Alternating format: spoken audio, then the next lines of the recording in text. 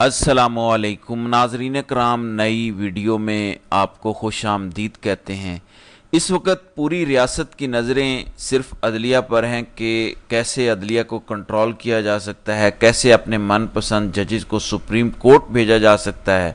पूरा जोर सिर्फ इस बात पर लगाया जा रहा है। पहले काजी साहब की मुद्दत मुलाजमत में तोसी के लिए पिछले कई माह से मेहनत होती रही, उसमें नाकामी हुई तो सुप्रीम कोर्ट के जजेस की तादाद बढ़ाने के लिए नई गेम शुरू की गई। लेकिन वो जैसे कहते हैं कि एक प्लान इंसान बनाता है, एक प्लान अल्लाह बनाता है। होता वही है जो प्लान मेरे रब का होता है। तो काजी साहब को एक और बदतरीन शिकस्त हुई है सुप्रीम कोर्ट में। खान को एक और बड़ी फतह मिली है। आने वाले चीफ जस्टिस मंसूर अली शाह के लिए काम बड़ा आसान हो गया है। तफसीलात मैं आपको बता देता हूँ।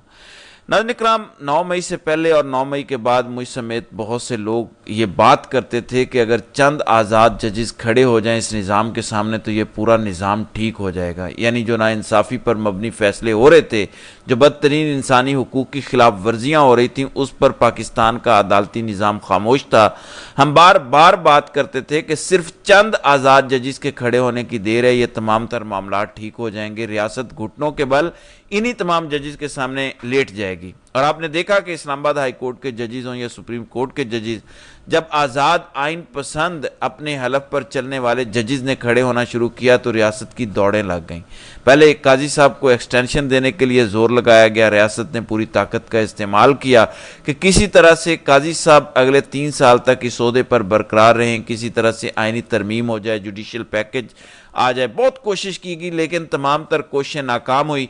पीटीआई को मखसूस नशिस्तें मिल गईं जिससे नून लीग की हुकूमत अपनी आइनी तरमीम नहीं कर सकी। उसके बाद यह नया प्लान बनाया गया कि सुप्रीम कोर्ट में, क्योंकि काजी साहब अकलियत में आ चुके हैं, क्योंकि काजी साहब अक्सरियत में नहीं है, और अगर काजी साहब अपनी मुकर्रर मुद्दत में रिटायर भी हो जाते हैं तो कम अज़ कम सुप्रीम कोर्ट में हमारे अपने जजेस तो होने चाहिए। क्योंकि इस टाइम सुप्रीम कोर्ट में जो जजेस हैं, मैं आपको यकीन से कह सकता हूं कि ये वो तमाम जजेस हैं जो इस निज़ाम को ठीक कर देंगे। पिछले 2 साल जो कुछ हुआ, जिस तरीके से अदालती फैसलों की धज्जियां उड़ाई गई, जिस तरह से आइन और कानून की धज्जियां उड़ाई गई, सुप्रीम कोर्ट में ये जो जजेस की लॉट है ये अगले चंद माह में इस पूरे निज़ाम को ठीक कर सकती है। इसी वजह से काजी साहब की मुद्दत मुलाजमत में तोसी की नाकामी की सूरत में नया प्लान बनाया गया कि सुप्रीम कोर्ट के जजेस की तादाद 23 की जाए।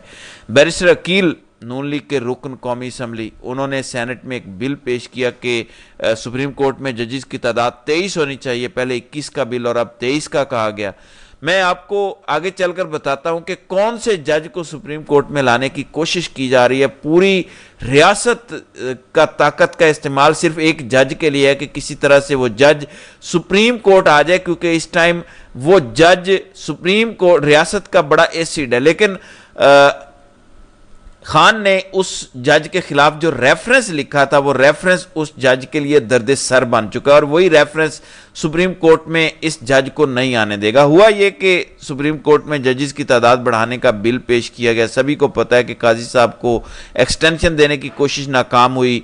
वफाकी वजीर कानून आजम नज़ीर तारड़, इवन राना सना ने खुद एतराफ़ किया कि काजी साहब को एक्सटेंशन नहीं दे रहे, मंसूर अली शाह ही नए चीफ जस्टिस होंगे। यानी हुकूमत ने हथियार डाल दिए कि काजी साहब की मुद्दत मुलाजमत में तोसी नहीं हो रही। फिर ये जजेस की तादाद बढ़ाने वाला शोशा छोड़ा गया। इंटरेस्टिंगली कल इस गुब्बारे से भी हवा निकल गई। कल कौमी असम्बली में जब यह बिल पेश किया गया कि सुप्रीम कोर्ट में जजेस की तादाद 23 हो जाए, जिस पर बैरिस्टर गौहर जो पीटीआई के केयर टेकर चेयरमैन हैं इमरान खान की जानिब से, उन्होंने एतराज़ किया। उन्होंने कहा कि सुप्रीम कोर्ट में जजेस की तादाद नहीं बढ़नी चाहिए। सुप्रीम कोर्ट में ऑलरेडी मौजूद जजेस को यह कहना चाहिए कि वो तमाम तर पेंडिंग केसेस जो सुप्रीम कोर्ट में ज़ेर इल्तवा हैं उन मामलात को टेकअप करें और फैसले सुनाएं, जिस पर स्पीकर कौमी असम्बली ने इस मामले को मौखर कर दिया। अब मैं आपको एक बड़ी इंटरेस्टिंग बात बताने जा रहा हूं कि कौमी असम्बली के स्पीकर ने इस मामले को मौखर क्यों किया।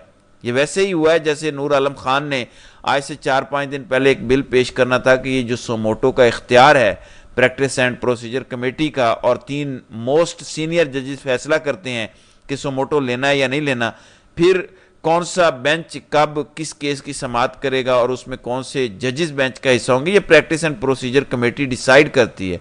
अब चूंकि मैंने शुरू में बात कही कि اس ٹائم پوری ریاست کی نظریں عدلیہ کی طرف ہیں، پوری ریاست ججز کو کنٹرول کرنے میں لگی ہے، تو نور عالم کے تھرو ایک بل قومی اسمبلی میں پیش کروایا جا رہا تھا کہ سوموٹو کا اختیار 3 ججز نہیں 9 کے پاس ہونا چاہیے۔ یہ سارا کام قاضی صاحب کی ریٹائرمنٹ کے بعد کے لیے ہو رہا تھا، یعنی قاضی صاحب نے 25 اکتوبر کو 1.25 مہینے بعد ریٹائر ہو جانا ہے۔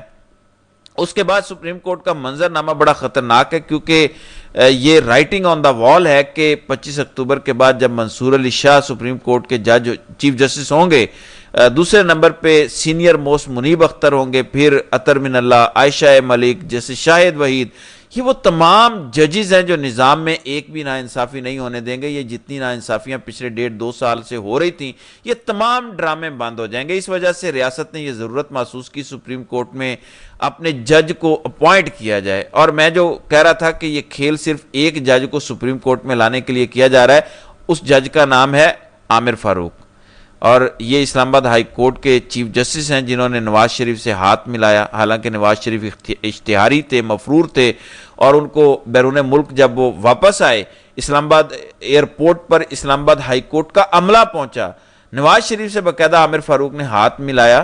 وہی عامر فاروق جن کے خلاف خان ایک انتہائی تگڑا ریفرنس سپریم جوڈیشل کونسل میں بھیج چکے ہیں، اور وہ ریفرنس عامر فاروق کے لیے بہت بڑا خطرہ بن چکا ہے، کیونکہ اس ٹائم کوشش کی جا رہی ہے کہ کسی طرح عامر فاروق سپریم کورٹ کا جج بن جائے۔ قاضی تو ماضی ہو گیا، قاضی صاحب تو جا رہے ہیں، قاضی صاحب کے بعد کس پر انویسٹمنٹ کی جائے؟ تو ریاستی اداروں کو یہ نظر آتا ہے کہ جسٹس عامر فاروق آئیڈیل ہو سکتے ہیں، یہ ہماری مرضی کے فیصلے سپریم کورٹ میں بیٹھے ہوئے دے سکتے ہیں، کیونکہ آپ نے دیکھا اسلام آباد ہائی کورٹ میں ان کا کنڈکٹ کیسا رہا، یعنی ان کے انڈر 6 ججز تھے جنہوں نے سپریم جوڈیشل کونسل کو 26 مارچ کو خط لکھا کہ ہمارا چیف جسٹس ہماری بات نہیں سنتا، ہمارے اوپر دباؤ ہے، ہمیں عدالتی فیصلوں میں مداخلت فیس کرنا پڑتی ہے۔ اس پر عامر فاروق کا کوئی رد عمل نہیں آیا۔ سب کو پتا ہے کہ عامر فاروق کی کڑیاں کہاں ملتی ہیں۔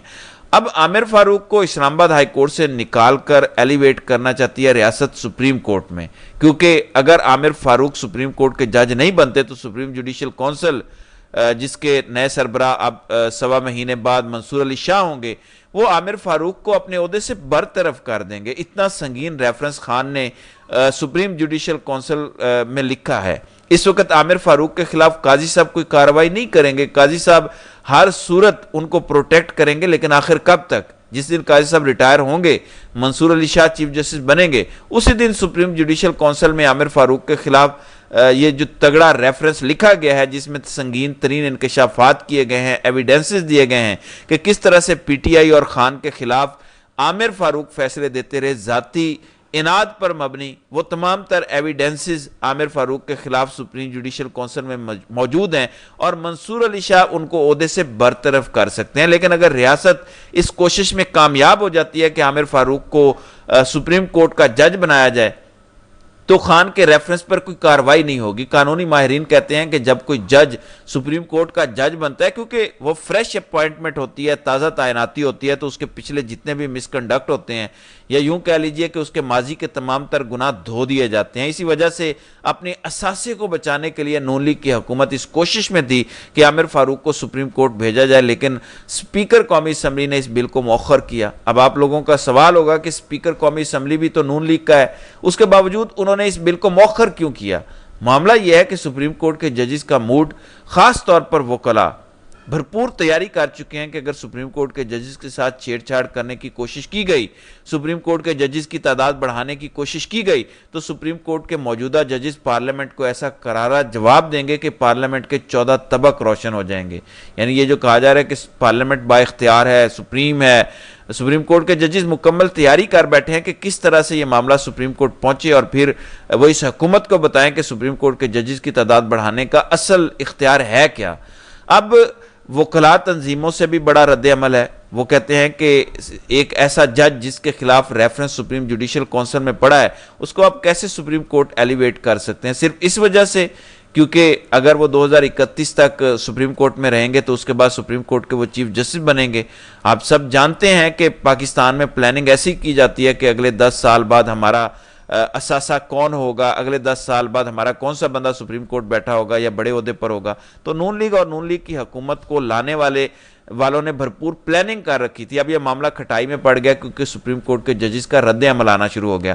اور دراصل یہ ناکامی قاضی صاحب کی ہے کیونکہ قاضی صاحب اس کوشش میں تھے کہ اپنے جانے سے پہلے سپریم کورٹ کے ججز کی تعداد بڑھا کر جائیں, کسی طرح نون لیگ کی حکومت لانے والوں کو فائدہ پہنچا کر جائیں. اب یہ کوشش بھی قاضی صاحب کی ناکام ہو گئی ہے.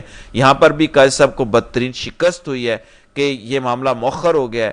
تو ججز کی تعداد بڑھانے والا پلان بھی فیل ہوتا ہوا حکومت کی جانب سے دکھائی دے رہا ہے. بہرحال جو بھی آئندہ اپڈیٹ ہوگی انشاءاللہ اس پر ضرور بات کریں گے.